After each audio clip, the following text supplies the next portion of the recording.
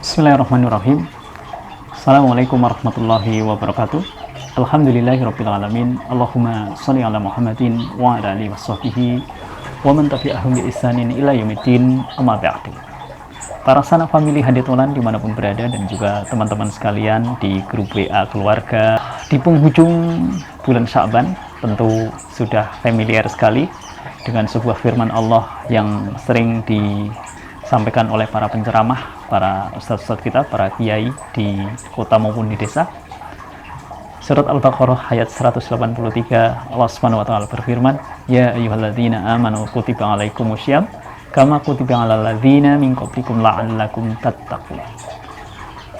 Itulah perintah wajib untuk berpuasa di bulan Ramadan. Teman-teman sekalian yang semoga diberkahi dan dirahmati oleh Allah Subhanahu wa taala, ketika Ramadan kita analogikan sebagai perlombaan yang sangat agung. Apabila seorang mengikuti lomba maraton, tentu dari mulai start maka akan meningkat sehingga mencapai garis finish dan menjadi juara. Oleh karena itu, ketika seorang mengikuti perlombaan lari maraton, maka mestinya ketika hendak meraih juara adalah grafiknya senantiasa meningkat. Semoga Ramadan ini grafik ibadah kita meningkat. Bahkan para ulama, para ahli ilmu jauh-jauh hari berdoa 6 bulan sebelum masuk Ramadan, mereka berdoa. Dan kita familiar di tengah-tengah kita, para guru-guru kaum muslimin telah mengajarkan kepada kita semuanya dengan doa Allahumma barik lana fi Rajab wa Sabana wa balikna Ramadan, dan juga doa-doa yang lain. Ya Allah, berkahilah kami di bulan Rajab, bulan Sya'ban, dan juga perjumpakanlah kami semuanya pada bulan Ramadan. Dan kita juga familiar dengan doa yang sering kita dengar, Allahumma salimni ila Ramadan wa salimli Ramadan wa tasalamhu minni mutaqabbalah. Ya Allah, perjumpakanlah kami dengan Ramadan dan berikanlah atau serahkanlah Ramadan kepada kita. Artinya apa? Kita memohon diperjumpakan dengan Ramadan dan mohon dimampukan untuk beribadah di bulan Ramadan. Kemudian kita mohon kepada Allah agar amalan kita di bulan Ramadan diterima oleh Allah Subhanahu wa taala. Amin ya rabbal alamin.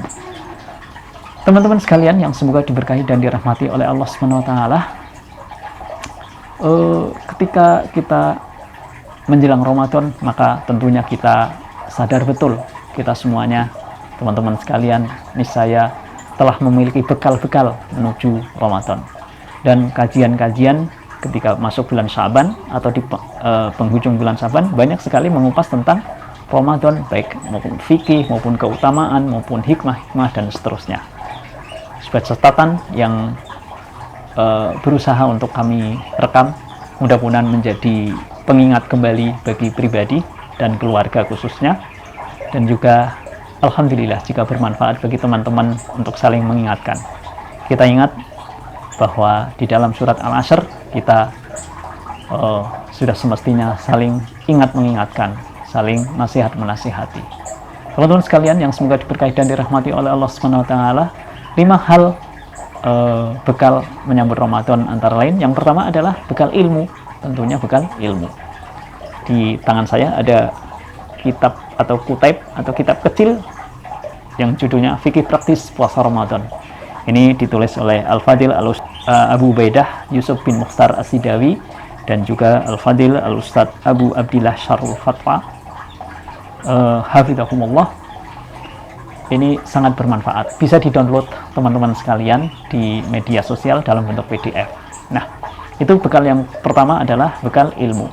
Kemudian kita ketika mendengar ayat yang mulia, ya ayyuhalladzina amanu, maka kita diseru, wahai orang-orang yang beriman. Oleh karena itu, kita lihat antusias kaum muslimin menyambut Ramadan. Mereka dengan sangat riang gembira, sangat semangat, antusias beribadah. Itu menunjukkan betapa suburnya keimanan di dalam dada kaum muslimin menyambut Ramadan. Bekal yang kedua adalah menyuburkan keimanan untuk menyambut Ramadan.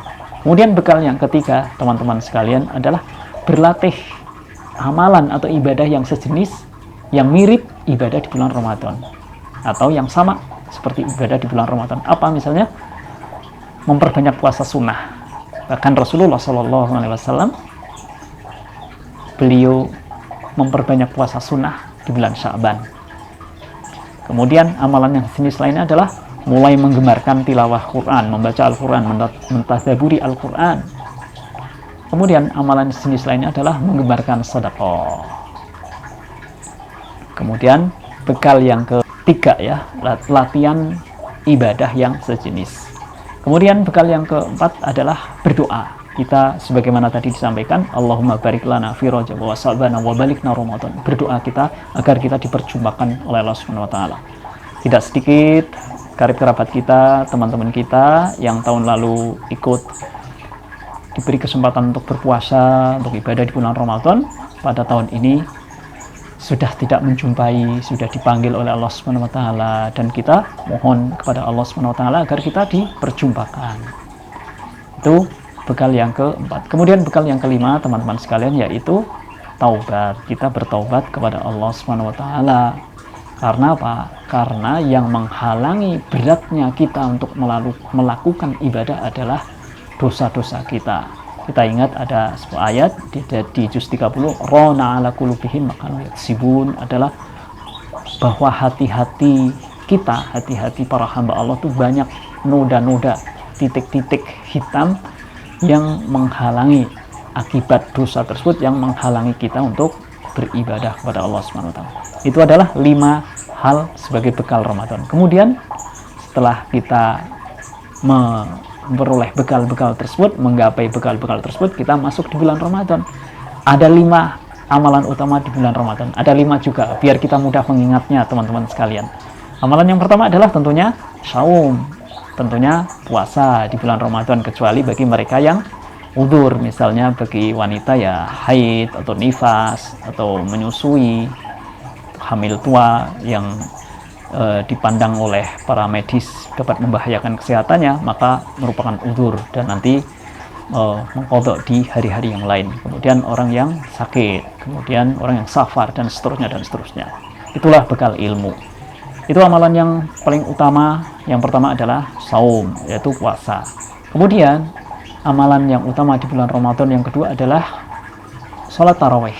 Sholat tarawih di musola-musola, di masjid-masjid bersama imam hingga selesai. Itu amalan yang utama. Kemudian amalan utama yang ketiga adalah memperbanyak tilawah Al-Quran. Memperbanyak tilawah Al-Quran, membaca Al-Quran dengan tartil, dengan benar tajwid dan makhrajnya, kita mentadaburinya, membaca satu ayat, syukur, kemudian membaca terjemahannya, kemudian juga upayakan kita membaca tafsirnya. Alhamdulillah jika itu mampu kita kerjakan. Itu amalan ketiga, amalan utama yang ketiga.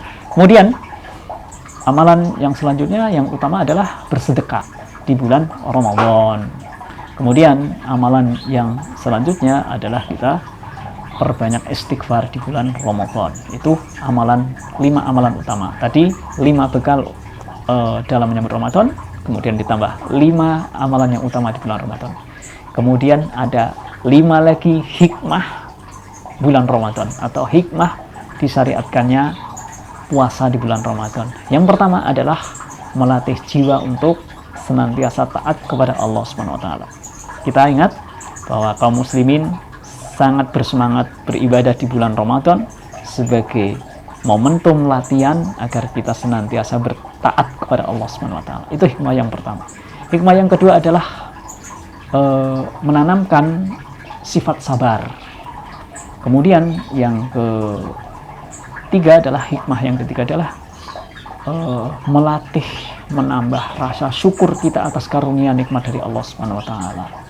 Betapa ketika kita sedang haus menikmati hidangan minum yang segar, sungguh nikmat sekali, dan nikmat orang-orang yang berbuka itu luar biasa. Itu adalah melatih diri kita untuk semakin bersyukur atas karunia dan nikmat dari Allah Subhanahu wa taala. Kemudian hikmah yang kelima adalah hikmah yang keempat adalah menumbuhkan rasa solidaritas dengan sesama.